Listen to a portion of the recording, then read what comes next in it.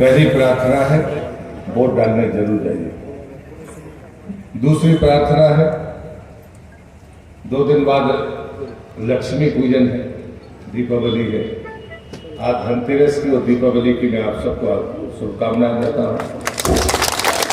हम सब अन्याय के खिलाफ लड़कर विजय प्राप्त करने वालों के प्रति अपना हर्ष और आनंद प्रस्तुत करें, ये भारत की परंपरा है। और इसे दीपावली की शुभकामनाएं मैंने आपको दी।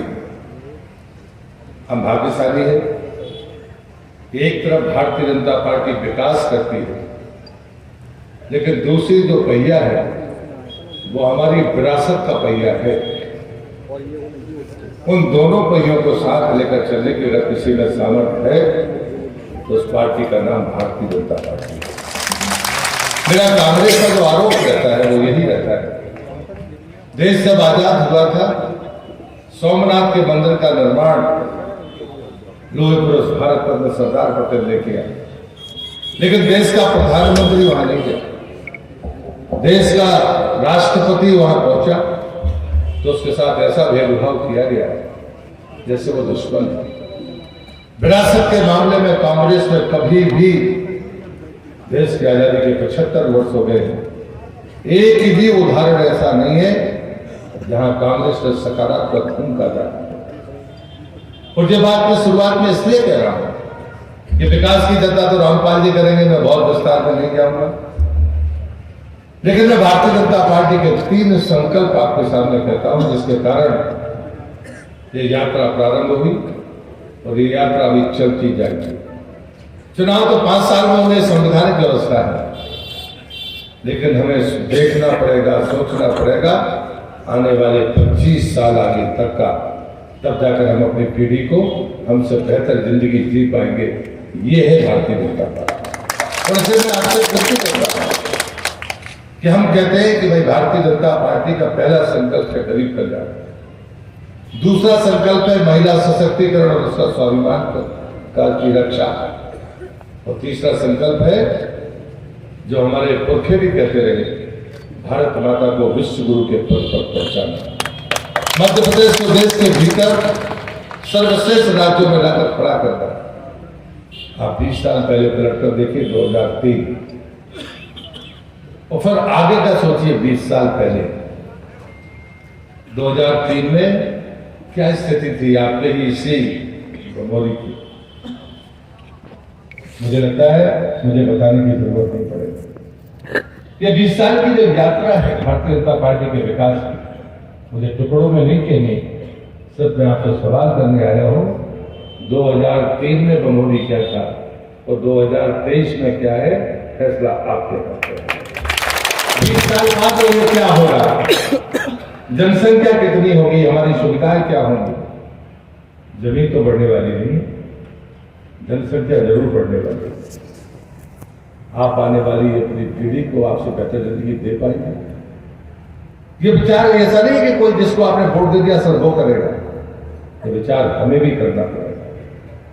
और इसलिए हम तो इस बात की गारंटी दे सकते हैं कि सरकार का मतलब होता है ऐसा इकबाल जो आम आदमी, कोई ऐसा आदमी जो भला आदमी है, इसको कोई लेना नहीं देना नहीं, उसको भी इस बात की गारंटी होना चाहिए कि भय कोई से कोई भयभीत नहीं कर सकता, उसे कोई लूट नहीं सकता, उसे कोई बिचौलिया परेशान नहीं कर सकता। ये गारंटी देना ये सुशासन होता है। और इसलिए मैं आपसे इस अवसर पर विनती करता हूं कि मित्रों ये फर्क बहुत आसानी से समझ में आता है, ये फर्क समझ में नहीं आया ऐसा नहीं। और इसे 3 संकल्पों में अभी 4-5 दिन पहले प्रधानमंत्री की सुननी की सभा में आए और गरीब कल्याण को संकल्प को जो कोरोना के समय देश के प्रधानमंत्री ने तय किया कि कोई भी चूल्हा ऐसा ना हो कि वो कहे कि साहब इसलिए करना नहीं है तो बुझ गया है, ये नौबत नहीं आनी चाहिए।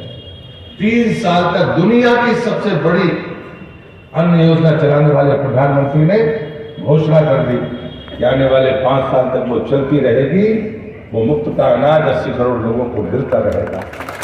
मैं आपसे ये कहता हूँ, कांग्रेस के मित्रों से पूछता हूँ, यदि हमें वोट की जरूरत होती तो हम 1 साल बढ़ाते तो भी 24 का चुनाव हो जाता। हमारी कोई योजना वोट के लिए नहीं होती। अगर मैं महिला सशक्तिकरण की बात करता हूं, चाहे शिवराज जी की सरकार हो और चाहे मोदी जी की सरकार, हमने 2014 के पहले का गांव देखा है।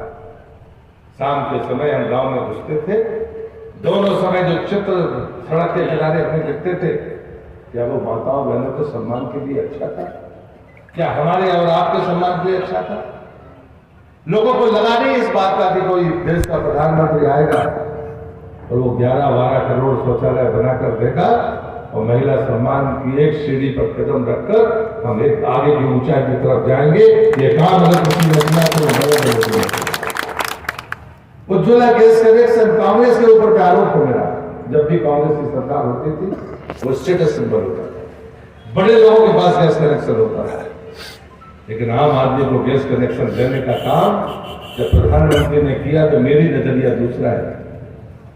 चूल्हे के धुएं से किसके आंख में आंसू आते थे?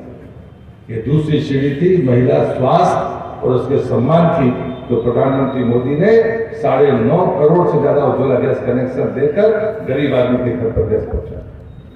2019 में जब फिर से वो प्रधानमंत्री बने और उसके बाद हमने 15 2019 को कहा कि 2024 तक हर परिवार तक पाइपलाइन से शुद्ध पानी पहुंचेगा। मैं उसी विभाग का मंत्री हूं। आज 7 राज्यों में 100% परिवारों में पानी, 70% आज भारत के परिवारों के पास में पानी पहुंच गया। आंकड़ा बड़ा सरल है, कांग्रेस के लोगों को पढ़ने में आया तो जरूर याद रखना। 3 करोड़ 23 लाख परिवारों को 15 अगस्त 2019 तक पानी था और ये आंकड़ा 1 महीने पहले हमने 13 करोड़ 23 लाख पार कर लिया। अब आज की तारीख में 13 करोड़ 50 लाख परिवारों के पास पानी। 72 साल में 3.25 करोड़ और 4 साल से कम समय में हमने 10 करोड़ 10 लाख परिवारों को पानी पहुंचाया। प्रगति भी है और गति भी है, ये ध्यान में रखें। प्रधानमंत्री मोदी ने अभी 5 दिन का एक सत्र बुलाया, महिला आरक्षण बिल पास किया। मैं कांग्रेस पे चौथा आरोप लगा रहा हूं। अटल जी की सरकार के समय 3 बार महिला आरक्षण बिल आया, आपने विरोध करके उसे पास नहीं होने दिया। मोदी के सामने आपकी नहीं चली तो आपने छठ बनाकर समर्थन किया। लेकिन आज के बाद 2024 के बाद यहाँ 2023 से 28 में मध्य प्रदेश के चुनाव होंगे। उस चुनाव में 1/3 महिलाएं विधायक बनकर बैठेंगी मध्य प्रदेश की विधानसभा में। ये मोदी का और उसके मित्रों में लोकसभा में 1/3 सांसद बनकर बैठेंगे। ये क्यों? हम जानते हैं कि महिला सशक्तिकरण क्यों जरूरी है। हमारे गुरु शंकराचार्य के उस शब्द को अक्सर से मानते हैं कि माता हमें जन्म दे देती है, पालती है, परिवार चलाती है और हमारी सांस्कृतिक विरासत को साथ में लेकर पूरी मर्यादाओं का पालन करते हुए चली जाती है, लेकिन हमसे मानती नहीं है। उसका स्थान सर्वोच्च है, याद गुरु शंकराचार्य कहते थे। हम नर्मदा के तट के लोग हैं और इसलिए हमें इन बातों की चिंता करनी चाहिए। और मैं अगर शिवराज जी की बात करूं, बेटी पैदा हो लखपति हो जाए, ये मध्य प्रदेश सरकार की guarantee. Primary, middle, high school, college, post graduation, UPSC, कोई भी कंप्यूटर एग्जाम, बच्चे आपके लिए नहीं, सरकार उसकी गारंटी लेकर बैठी है। तो विकास ये है, लेकिन विरासत कहाँ है? विरासत की बात मैं इसलिए करता हूं कि हम भाग्यशाली लोग हैं कि इन 2 महीनों में हम 3 दीपावली बनाएंगे। एक तो परसों ही है, राम जी की अयोध्या वापसी का पर्व मनाया जाता है दीपावली। हमारे पुरखे मनाते रहे, हम भी मनाते हैं। लेकिन मैं कांग्रेस के मित्रों से पूछता हूँ, आप कांग्रेस पार्टी में आप दीपावली मनाते समय अपने नेताओं की याद नहीं आती होगी आपको? जब बाबरी ढांचा टूटा था, नरसिम्हा राव प्रधानमंत्री, ये कमलनाथ बाबा जिसको हेलीकॉप्टर बाबा कहते हैं, ये कैबिनेट मंत्री था। इस सरकार ने सुप्रीम कोर्ट में शपथ पत्र दिया है, कांग्रेस की सरकार। जब राम के अस्तित्व को नहीं मानते तो मैं पूछता हूं, दिवाली के चुपके मनाओगे? मुझे नहीं मना पाओगे। हम तो प्रगति के साथ कहते हैं, जब हम विरोध में थे तब भी जय श्री राम कहते थे, जय श्री राम तब भी जय श्री राम कहते। राहुल बाबा, हम आपसे पूछते हैं कि हम तीसरी दीपावली क्यों मनाएंगे? आप हमसे पूछते थे, भारतीय जनता पार्टी मंदिर बनाएगी लेकिन तारीख नहीं बताएगी। अब तारीख आ गई है, 22 जनवरी है। देश के प्रधानमंत्री वहां जाकर 500 साल बाद रामलला की प्राण प्रतिष्ठा मंदिर के भीतर करेंगे। मध्य प्रदेश नहीं कि चुनाव है, पूरा देश नहीं, पूरी दुनिया में रहने वाला हिंदू उस दिन महादीपावली मनाएगा। तो जिस महिला सशक्तिकरण की मैं बात कर रहा हूं, ये भारतीय संस्कृति का दोष नहीं था, पर्दा। ये मुगलों के आक्रमण में हमने अपनी लाज बचाने के लिए महिलाओं की मातृशक्ति को पर्दे के पीछे किया, चैन दबाने के पीछे किया। ये मुगालता किसी के मन में होना नहीं चाहिए। इसलिए हमारे कदम दिनों दिन बढ़ते जाएंगे। हम उस दिन को देखना चाहते जब इस भारत की धरती पर मातृशक्ति सर्वोच्च स्थान पर प्रतिष्ठित हो जाए, तब तक हमारा काम बंद नहीं होगा।